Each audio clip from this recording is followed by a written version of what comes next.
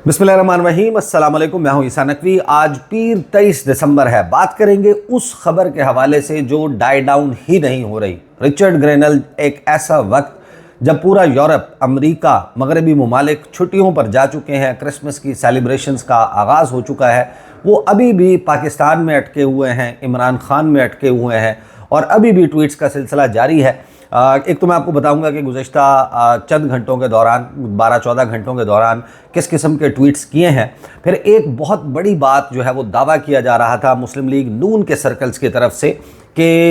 ये जो Twitter account है रिचर्ड ग्रेनल का, वो जाली ट्विटर अकाउंट है। उसको पाकिस्तान तहरीक इंसाफ का कोई बंदा ऑपरेट कर रहा है। टू बी वेरी फ्रैंक, जिस वक्त आप उस ट्विटर अकाउंट को देखते हैं और उन ट्वीट्स को देखते हैं तो ऐसा लगता है कि जैसे कोई पाकिस्तान तहरीक इंसाफ का देरीना कारकुन, इमरान खान का शदीद को चाहने वाला कोई मतवाला जियाला है जो इस ट्विटर अकाउंट के पीछे बैठा हुआ है और इमरान खान की रिहाई के लिए आवाज़ बुलंद कर रहा है। ये ट्विटर अकाउंट शायद लाला मूसा से, रहीम यार खान से, पन्नू आकिल से या किसी और जगह से, किसी भी और जो है वो मकाम से, पाकिस्तान से ऑपरेट हो रहा है। लेकिन ये जो दावा था मुस्लिम लीग नवाज़ का कि ये ट्विटर अकाउंट जाली है, झूठा है, ये असल में रिचर्ड ग्रेनल नहीं है, उनको टैग किया जाए, उनको बताया जाए कि उनका नाम मिसयूज़ किया जा रहा है। हैरान कुन तौर पर ऐन उस वक्त, उस दावे के फ़ौरन बाद वॉइस ऑफ अमेरिका जो है उसकी एक बड़ी दिलचस्प किस्म की रिपोर्ट रिचर्ड ग्रेनल के हवाले से, उनकी ट्वीट्स के हवाले से सामने आई है। तो वो रिपोर्ट मैं आपके सामने रखूँगा। और दूसरा जो सियासी तूफ़ान है एक बैनुल-अक़वामी सतह पर पाकिस्तान की तरफ बढ़ता हुआ, क्या कहा जा रहा है उसके हवाले से मुख्तलिफ दावे किए जा रहे हैं, वो मैं आपके सामने ज़रा रख देता हूँ। पहले तो ज़रा बात कर लेते हैं कि रिचर्ड ग्रेनल जो हैं उन्होंने गुज़श्ता 12-14 घंटे के दौरान जो ट्विटर इस्तेमाल किया है, वो वक्त जब सब छुट्टी पर जा चुके हैं, ये बंदा छुट्टी पर भी नहीं गया। और लगता ये है कि डोनाल्ड ट्रंप ने इनको वेनेजुएला के लिए नहीं, नॉर्थ कोरिया के लिए नहीं, दुनिया के किसी और जिनको हॉटस्पॉट्स कहा जाता है उनके लिए नहीं, बल्कि ख़ुसूसन पाकिस्तान के लिए जो है वो मुस्तकिल मंदूब बनाया। और इसका जवाब वॉइस ऑफ अमेरिका ने अपनी स्टोरी में दिया कि ये पाकिस्तान का फोकस बना क्यों है। कुछ दावे तो जाहिर है कि आपको मालूम है कि किए गए। नजम सेठी साहब ने प्रोग्राम में कहा कि वो लॉबिस्ट हैं, उन्होंने पैसे खिलाए हैं, तहरीक इंसाफ के लोगों ने इनको पैसे दिए हैं, ये पैसे लेके ट्वीट्स कर रहा है। और अमेरिका का सिस्टम आपको मालूम है, लॉबिंग फर्म्स, ये सारा मामला चलता भी इस तरीके से है। लेकिन कुछ चीज़ें जाहिर है कि कुछ करनी जो है वो यहाँ की भी थी, जिसका नतीजा जो है वो अब सामने आया। और रिचर्ड ग्रेनल का फोकस, लाइक इट और नॉट, वो है अब पाकिस्तान पर और इमरान खान की रिहाई पर, जो गुज़श्ता चंद घंटे के दौरान किया है। और उसमें ख़ास तौर पर अगर मुस्लिम लीग नून का ये दावा दुरुस्त होता कि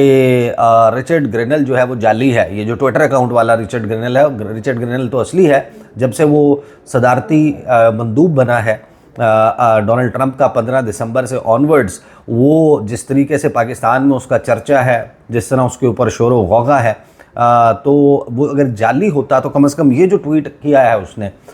एलॉन मस्क को टैग करके, ये कभी भी ना किया जाता। क्योंकि 1.5 मिलियन का blue tech account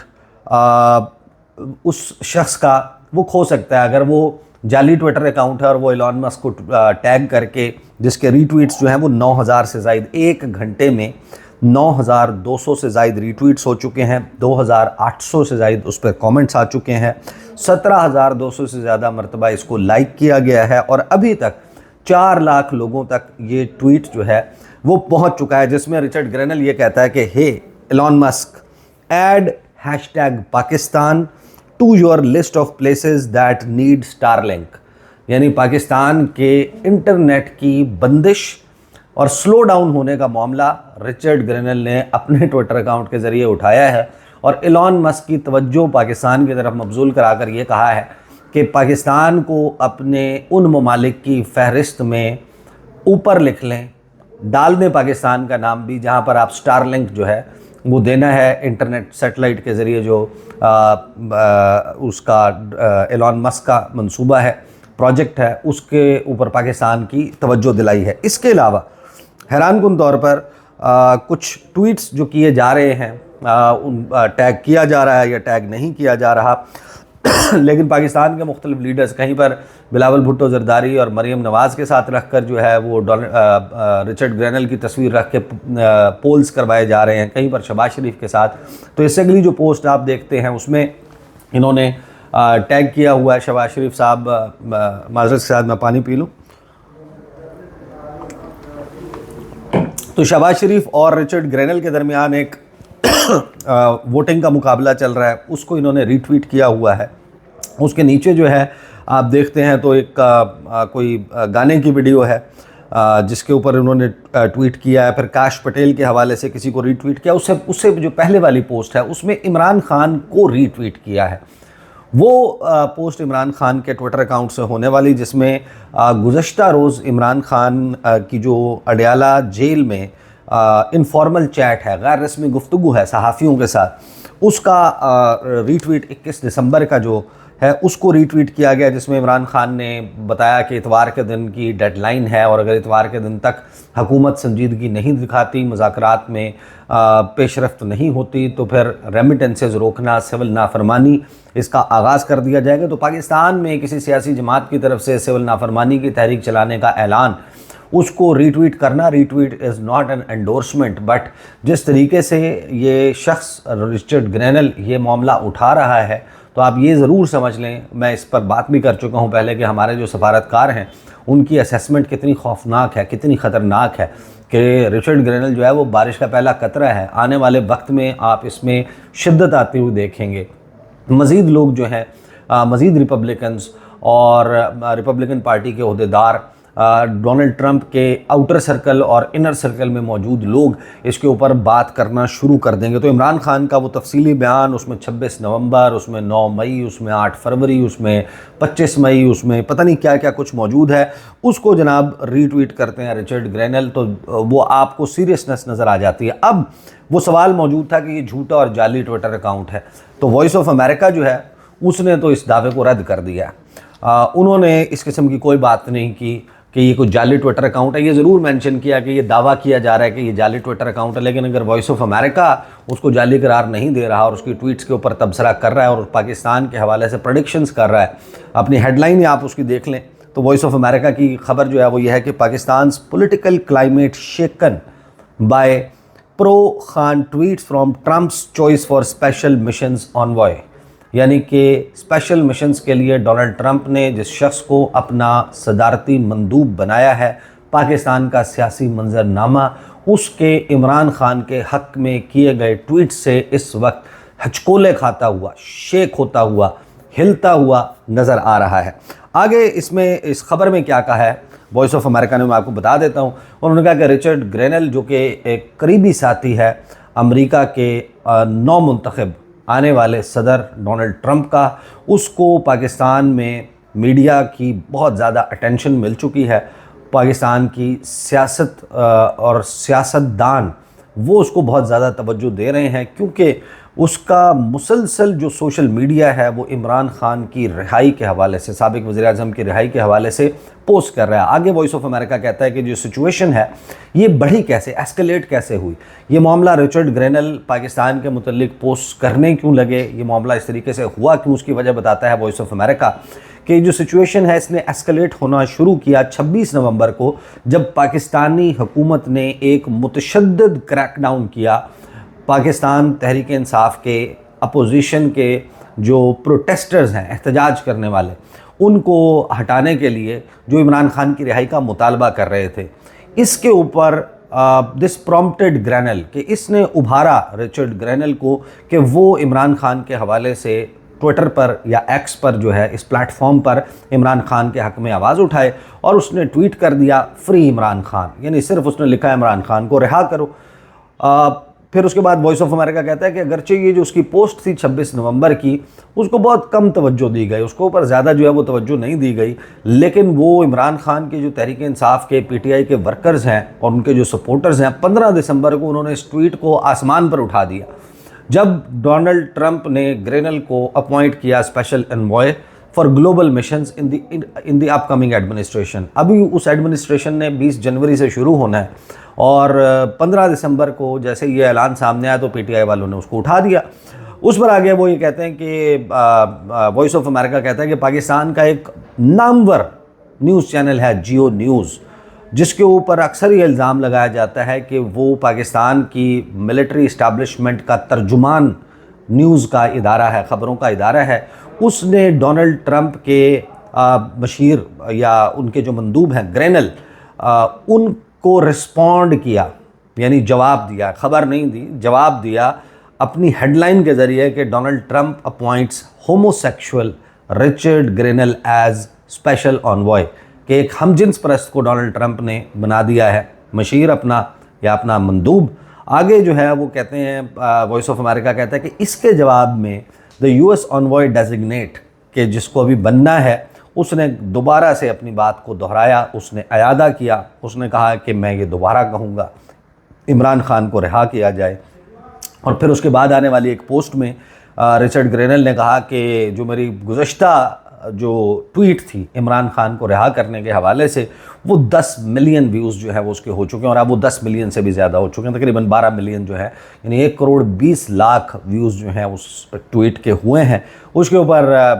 Richard granal जो है उसने उसको कुछ लोगों ने ये भी टैग करके कहा कि अगर पाकिस्तान में इंटरनेट चल रहा होता दुरुस्त तरीके से और एक्स तक एक्सेस होता लोगों का, तो शायद ये 100 मिलियन तक जो है वो बात पहुंच जाती है। हालांकि पाकिस्तान में इतने ट्विटर के यूज़र्स हैं ही नहीं। पाकिस्तान में कोई 2-4 मिलियन लोग जो हैं वो 30-31 लाख 32 लाख लोग जो हैं वो ट्विटर यूज़ करते हैं, लेकिन ज़ाहिर है कहने में क्या हर्ज है। और उसी बात से शायद प्रॉम्प्ट होके रिचर्ड ग्रेनल ने अब ये ट्वीट कर दिया कि एलॉन मस्क को ये कहा है कि आप पाकिस्तान में जो है वो स्टारलिंक के ज़रिए इंटरनेट की फराहमी को अपने जहन में रखें।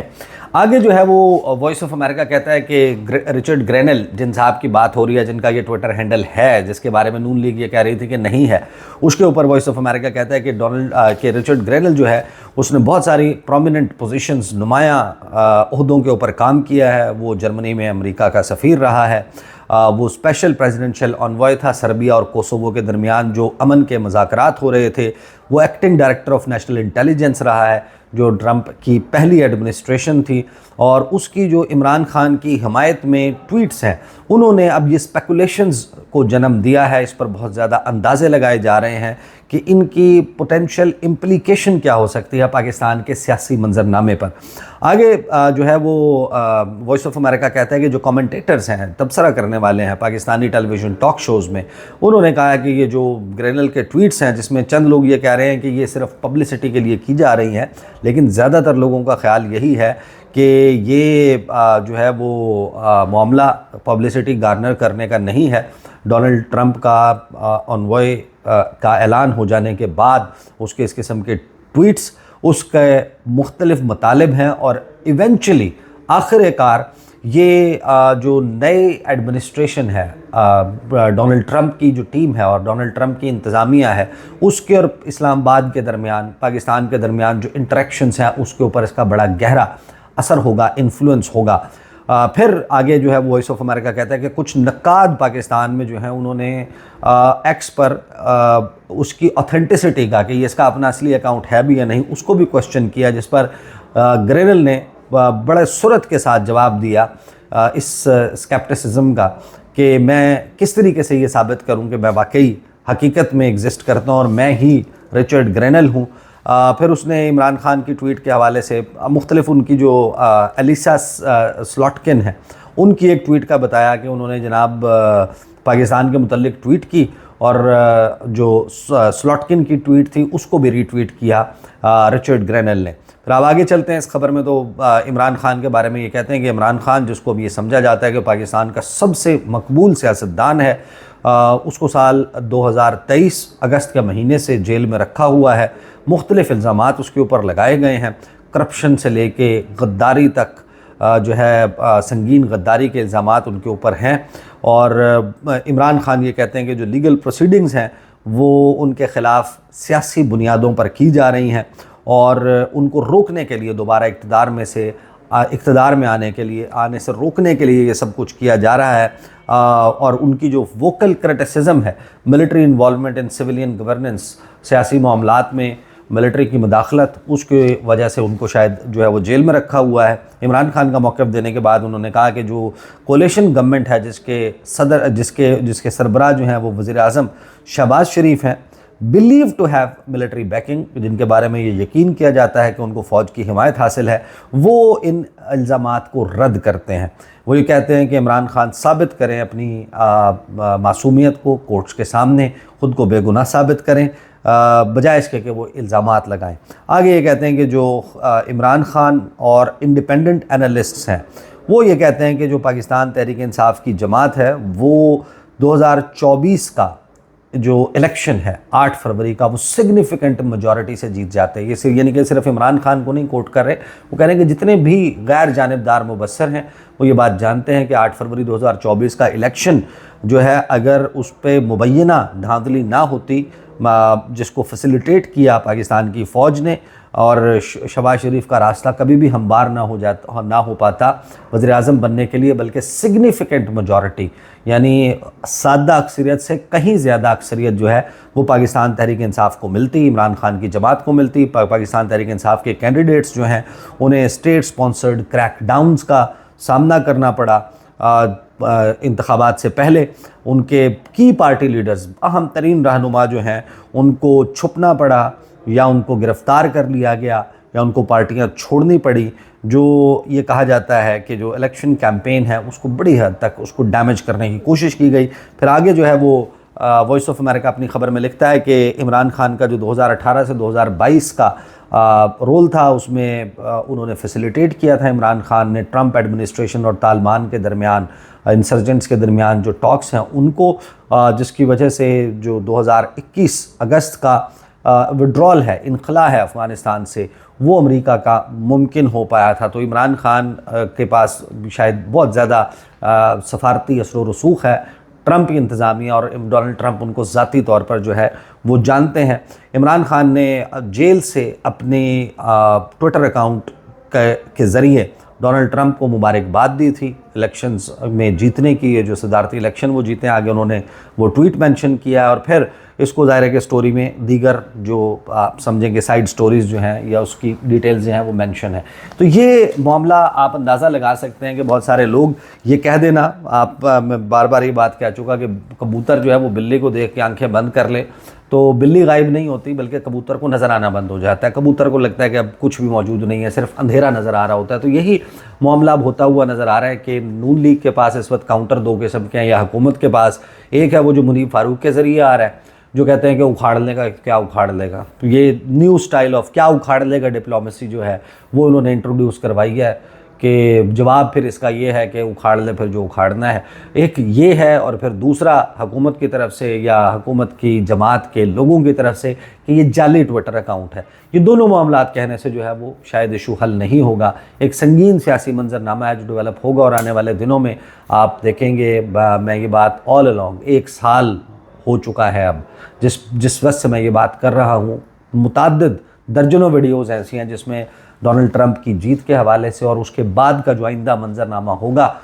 उसके हवाले से प्रेडिक्ट भी करता आया हूँ। और अब एग्जैक्टली उसी पैटर्न पर चीज़ें अनफोल्ड होती हुई नज़र आ रही हैं। अगरचे मेरा ख्याल शुरू से ये रहा था कि मामला 20 जनवरी के बाद शुरू होगा। ये 15 दिसंबर से ऑनवर्ड जिस तरीके से शुरू हुआ है, ये किसी की भी एक्सपेक्टेशन नहीं थी कि इस तरीके से मामला सामने आएगा। और अब जो बड़ा सियासी तूफ़ान है वो बढ़ता हुआ नज़र आ रहा है पाकिस्तान की तरफ। 2 चीज़ें साइड बाय साइड हो रही हैं, एक हुकूमत के और अपोजिशन के, तहरीक इंसाफ के और हुकूमत के मुज़ाकरात शुरू हो गए हैं और वो कुछ प्रेडिक्शन चल रही थी, वो बैरिस्टर गौहर आज नहीं पहुँचे वहाँ पर। इस्तग़ासा जो है 26 नवंबर के हवाले से उस मामले पर नहीं पहुँचे। फिर जो प्रेडिक्शन चल रही थी कि इमरान खान को सज़ा नहीं सुनाई जाएगी, वो सज़ा भी नहीं सुनाई गई। मुज़ाकरात का सिलसिला भी शुरू हो गया, उसकी कुछ इनसाइड डिटेल्स हैं वो इंशाल्लाह आने वाली वीडियोस में आपके सामने रखूँगा। और अहम तरीन ये कि जो यूरोपीय यूनियन के हवाले से GSP+ स्टेटस की धमकी के हवाले से मैंने वीडियो की थी और उसकी तफसील सामने रखी थी गुज़श्ता रोज़। उसका फॉलो अप मैंने कुछ पाकिस्तान के अहम तरीन कैपिटल्स में मौजूद लोगों से गुफ्तगू की है जो पाकिस्तान की सफारती सतह के ऊपर नुमाइंदगी करते हैं, जिसमें एम्बेसडर्स भी शामिल हैं, कुछ जो है वो और लोग भी शामिल हैं जो सफारत खानों से जुड़े हुए लोग हैं। उन्होंने जो मंजरनामा सामने रखा है वो शायद बहुत ही परेशान कुन है। उसके ऊपर भी इंशाल्लाह आने वाली वीडियोज़ में बात करूँगा। अब तक के लिए इतना ही, इजाज़त दीजिए, अल्लाह हाफ़िज़।